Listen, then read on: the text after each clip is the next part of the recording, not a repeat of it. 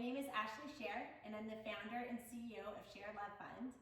And we will continue our discussion on communication as part of the general background of the RCYT Yoga Registered Children's Yoga Teacher Training.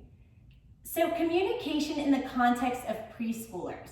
We will examine how to communicate with parents and caregivers, how to communicate with other developmental specialists, and how to communicate with the children themselves.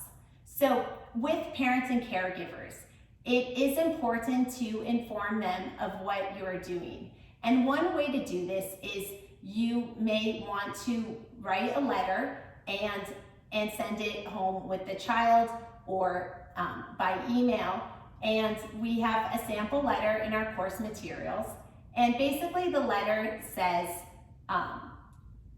in our classroom, we are going to be introducing Hatha Yoga. Hatha Yoga is the physical movement of yoga.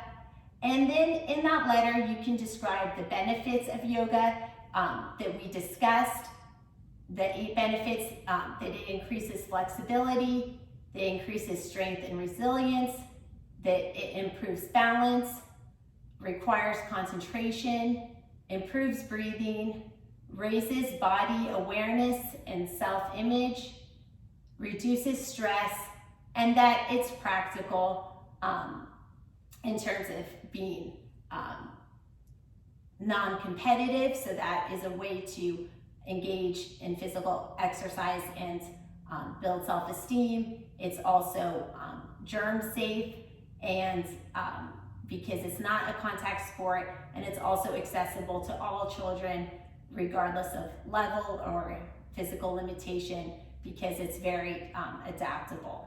Sometimes by preemptively informing parents or caregivers, if you're an educator or special needs educator, sometimes by preemptively saying what you're going to do in the class, then that lets the parent or caregiver feel in control, that they know what's happening, and sometimes it can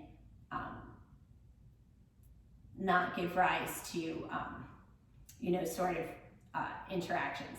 I do think that yoga is more and more commonplace, so the folks you're communicating with may understand.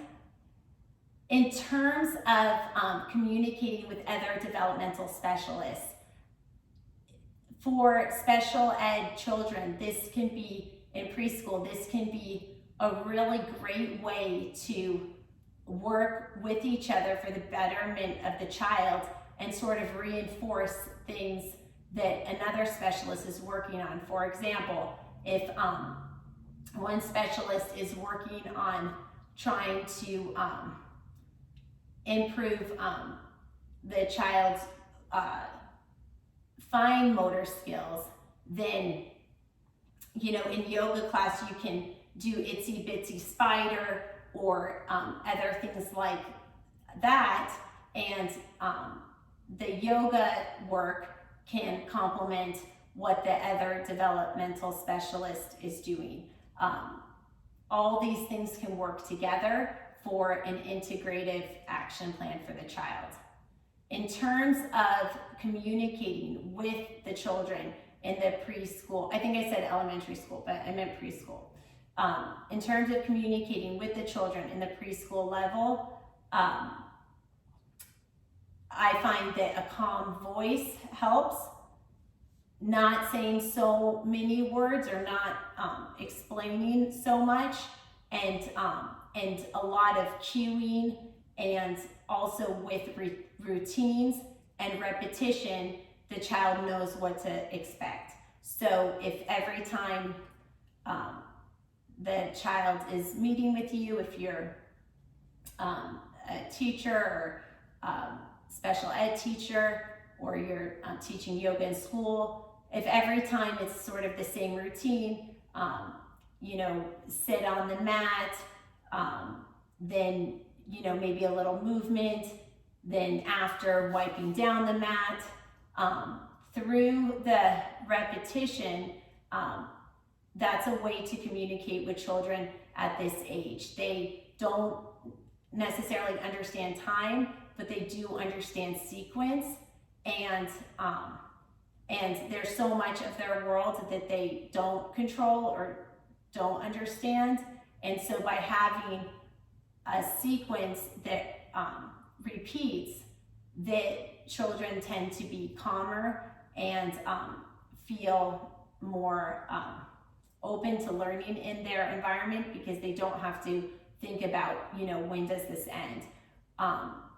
Something like Savasana, the resting pose or corpse pose, having that be the end of the class, that might not seem like a communication technique. That might seem just like part of the yoga, but actually that is a communication technique, because children know when they go in that pose, then class will be over soon. So, they can stop asking, oh, when will class be over? They know just by the routine. So I find that communicating through a routine works really well for the preschool age group. Thank you for your time. Namaste.